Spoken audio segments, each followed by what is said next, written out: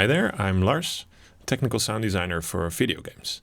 And in this video we'll take a look at the audio implementation I did for a 3D narrative game, Rosie D, and how I used a single FMOD event for the audio flow. We'll take a look at the FMOD patch and I'll elaborate on some of the choices I made and the techniques I used. Finally, I'll reflect on my choices and explore the effectiveness of this approach. So let's dive in. I chose to use a master timeline setup mainly because the game's story heavily relies on the protagonist experiencing alternating states of mind with slight variations each time, reflected by layers of sound design, ambience and music shifting and evolving over time. Also, the game's story is fairly linear and I was on heavy time constraints, so I wanted to build as much behavior as possible in FMOD without having to trigger it from code. The master timeline event triggers and automates all the sound associated with the player's progression, ambience,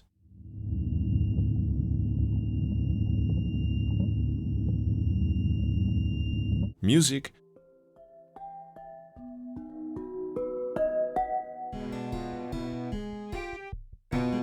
and the voiceover of the protagonist, Rosie. What if that was Alex? I should really check my voice messages. In other words, all 2D sounds that have no physical source in the room. All the 3D sounds in the game have a physical point of origin in the room and therefore need their own FMOD event.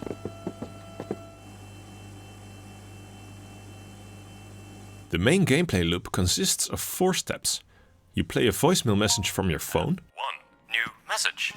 You enter a state of anxiety. Hey Rosie, this is Alex.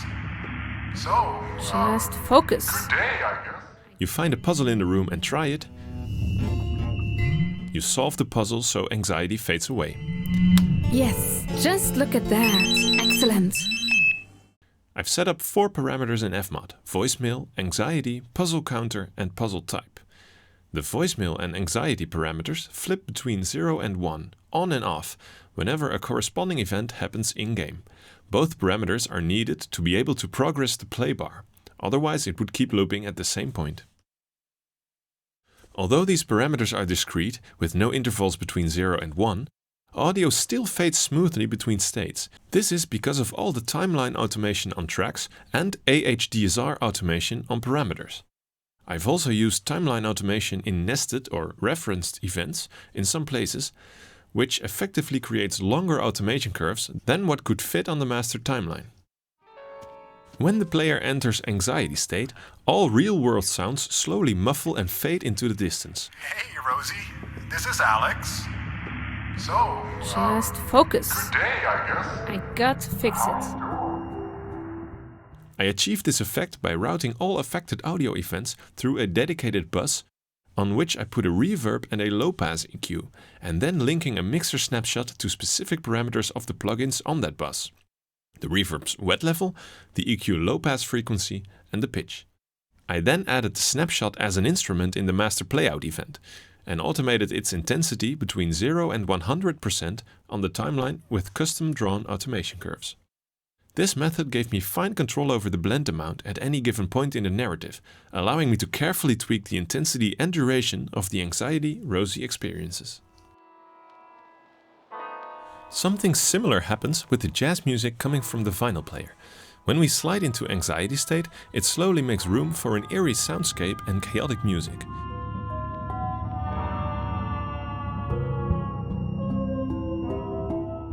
By using a separate blending snapshot, I was able to control the volume level of the music independently, to subtly fade it out and in when needed, preferably without the player actively noticing.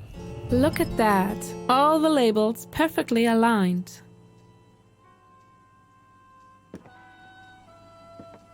Back to the master playout parameters.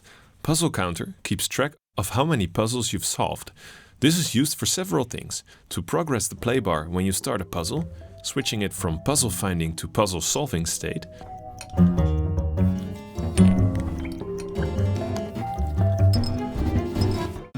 to intensify the music during each subsequent puzzle,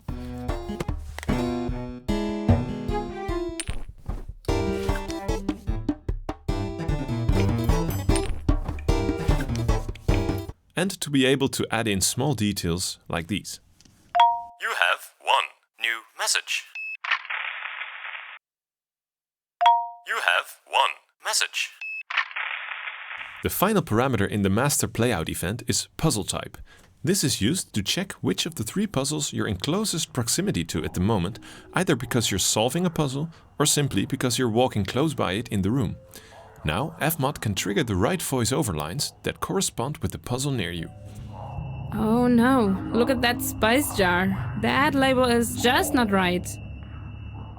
While a lot of audio events could be triggered from the master timeline, some needed their own event and accompanying C# code. Examples include a footstep system that checks if and on what type of surface the player is walking, the puzzle movement system that syncs audio with the player's speed of object movement, and the puzzle notifier system that plays a lure sound from the room position of the puzzle the player is standing closest to. Although this was the most fun and challenging one to implement, it unfortunately got cut out from the final game. Looking back on the project and the way I set it up, there are a couple noteworthy points to make. What I like about the master timeline concept is the fact that you have a strong overview of the project inside FMOD. I could literally see the game flow, and this made it very easy to place 2D events like voiceover lines quickly. Also, by being able to draw automation curves into the master project, I could sketch out the mix very quickly.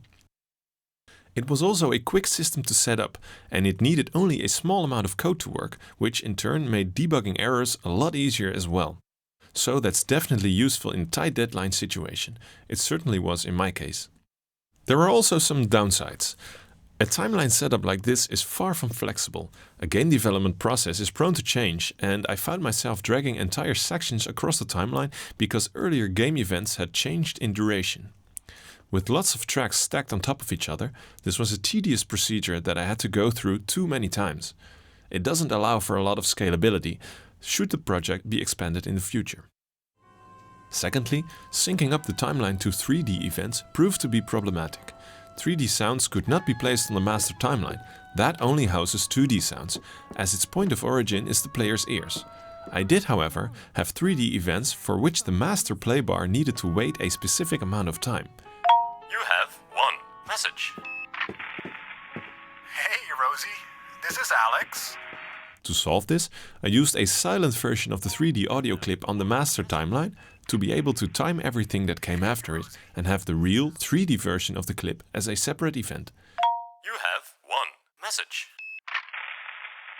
The 2D and 3D versions of the clip are not linked though, so if one of them changed in length, I had to manually change the other by the same amount. I'm sure there are more effective ways to solve this, which I would certainly research in another project. Lastly, the communication between Unity and FMOD has been mostly one way. Events on the master timeline only play for audio's sake, but Unity doesn't listen to them. This is not necessarily a result of the timeline setup, more of the deadline constraints that prevented me from setting up callbacks to make FMOD talk back to Unity. Would I have done so? It probably would have allowed for even tighter audio integration. So, in a future project, I would definitely consider using this.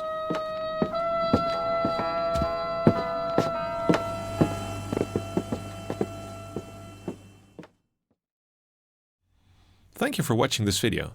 I hope you found it useful.